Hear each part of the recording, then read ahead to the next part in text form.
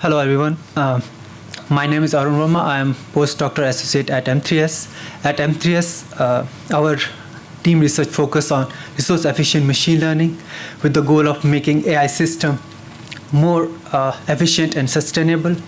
As we see nowadays, AI is everywhere from chatbot to recommended system.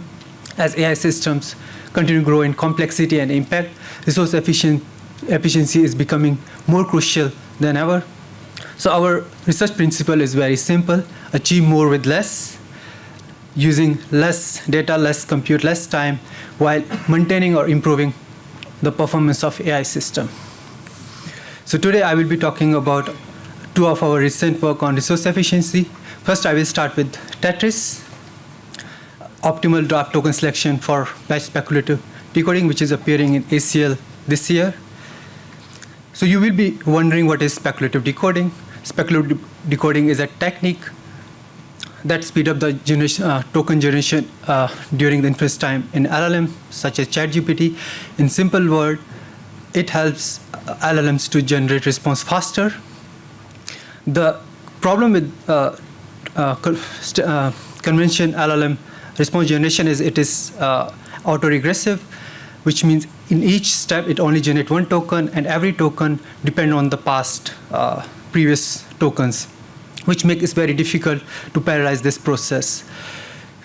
To overcome this challenge, speculative decoding uses smaller, fast draft model to generate candidate tokens autoregressively, and larger model can verify these tokens in parallel, as the fast draft model provide the necessary prefix tokens. This approach speed up the inference, the response generation, the speed of response generation.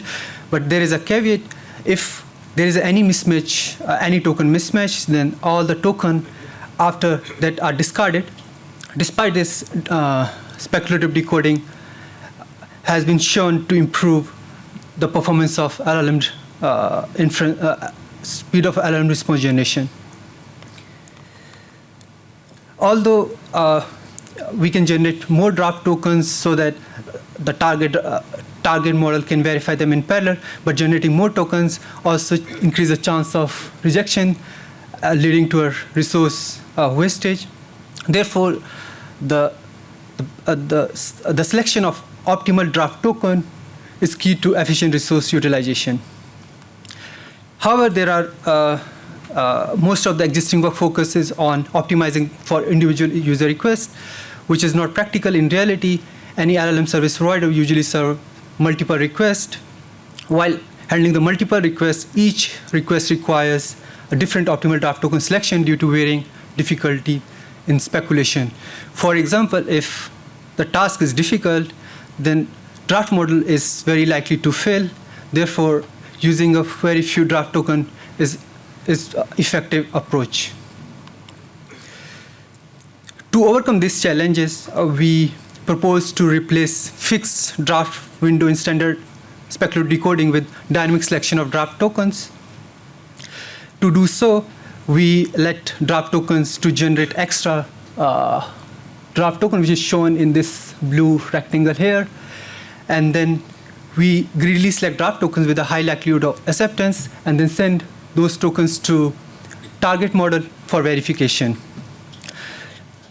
Our method is very simple, as it only required to add one extra draft token selection method, which increases the likelihood of token acceptance. As our method resembles with the putting pieces together in classical Tetris game, we call our method Tetris. Here I will quickly show our results. Here we plot total throughput of Tetris against the standard speculative decoding and other baselines. Total throughput is a key metric here, as it measures the efficiency of speculative decoding system. As we shown in our results here, this Tetris almost improve around 3 to 5% compared to the best baseline. Now I will switch to the another work, which is how we can efficiently use human preference feedback, which is an interesting research direction as it combines the data efficiency with the human design, human-centric AI design. So why this problem is important? There are many real-life applications where we have to learn from human preferences. As an example, as many of you have seen that many times AI system like ChatGPT shows us two responses and asks us which response do you prefer. And after observing this kind of preference feedback, AI system aims to learn the best response to show to the subsequent users. The similar problem also appears in, for example, online movie recommendation, ranking web search result, online LLM alignment, LLM response optimization, and many more, where AI system has to learn from the human preferences. So this brings to the question how we can efficiently learn from human preference feedback in an online setting. So to answer this question, we frame this problem as a sequential decision-making problem using contextual bandit, where an agent, we can think of it as an AI system, receives a set of contexts, which in the previous example can be a set of prompts, and then select two options, which can be two LLM-generated response, and then the environment, which could be a user, return a stochastic preference feedback, which is just saying which option is preferred. And the goal is to learn the best option for a given context using this preference data set. The key challenges here is the preference feedback depends on the latent reward function, which represent the true utility of the preferences. And this latent reward function can be nonlinear and complex. To overcome this challenge, we use neural network to estimate latent nonlinear reward function. And when we use neural network to estimate this latent reward function, there is no, in contextual dueling bandit, there is no optimistic estimator as it is needed to select the two options. So to overcome this part, we develop a method and drive a novel confidence ellipsoid bounds that help us to compute this optimistic estimate when we use neural network-based estimators. So with this component in place, our sequential algorithms work as follow. It first estimate the latent reward function using available preference data, and then use this estimated neural network to select two options. And then once it observes the preference feedback, it repeats the whole process again.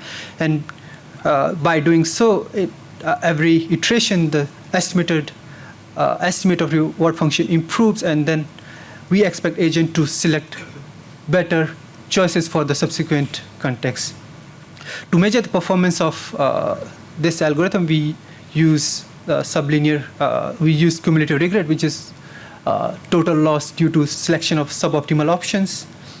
And we have shown theoretically, as supported by empirical results, our algorithm achieves sublinear regret, which indicate that it eventually learns to select the best actions for the given context. And that brings to the end to my presentation. Thank you.